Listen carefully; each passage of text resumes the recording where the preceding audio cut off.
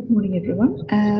I'm presenting outcome of critical congenital heart disease and its predictors, results from a newborn congenital heart disease registry in Kerala.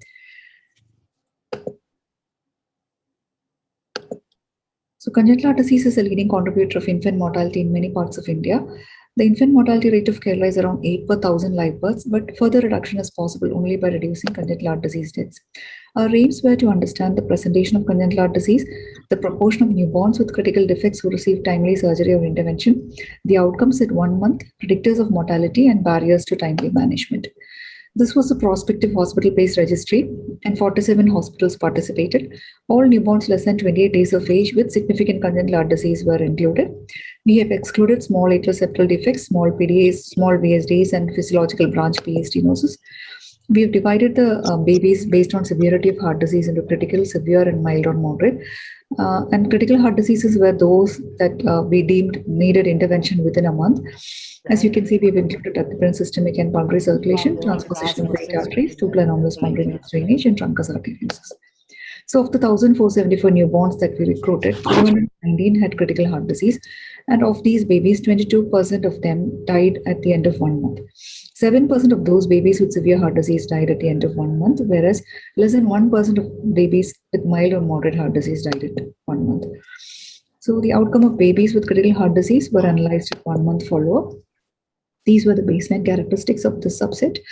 As you can see, the age of diagnosis was quite early. We have diagnosed most of the babies at a median age of 1 day.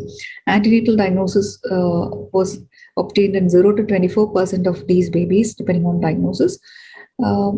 And pulse ox screening was done in more than 90% of all the babies. So failed pulse oximetry detected 72% of all congenital heart disease, but only 14% of these babies had antenatal diagnosis. We wanted to see how the babies were transported. So we found that the prostaglandin transport used during transport was quite low, as low as 5 to 8% for ductal and systemic circulation and pulmonary circulation, and even lower in the others in the other subsets.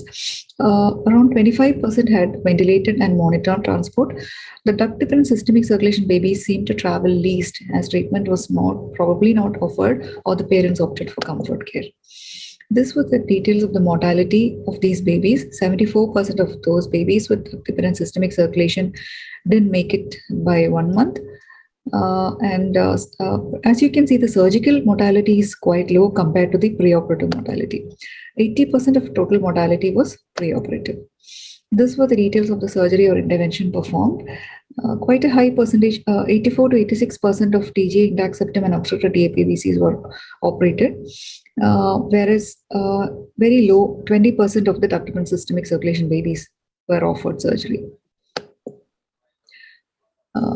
We've just gone into the details of pre-op mortality of these different conditions. Ductal and systemic circulation, hypoplastic in the hypoplastic left heart syndrome subset, most of them opted for comfort care.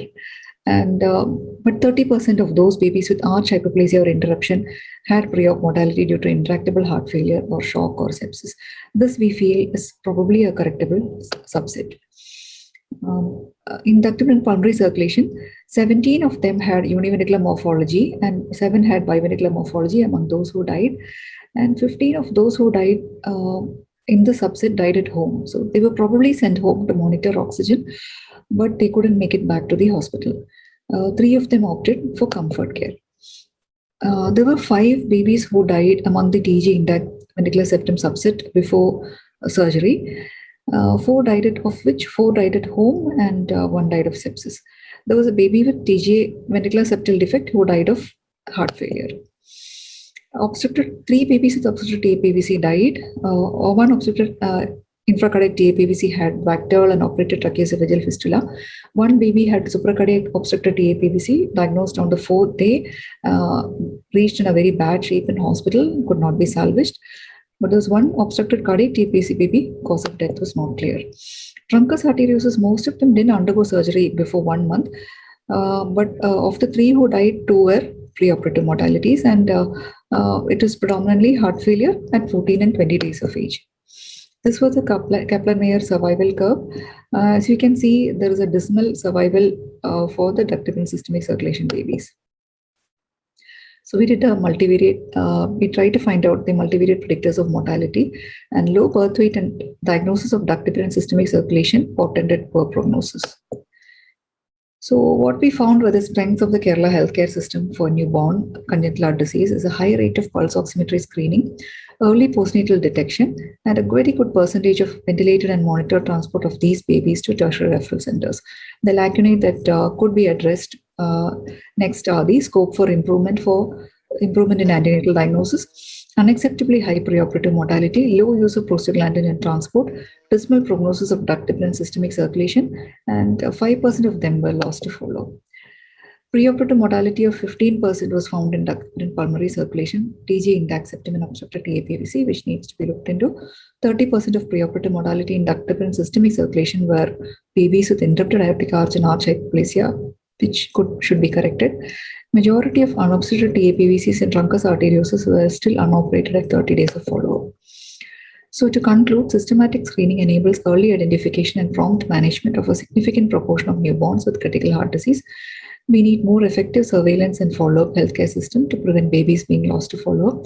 Important health system challenges need to be overcome to minimize preoperative mortality. Thank you. Thank you.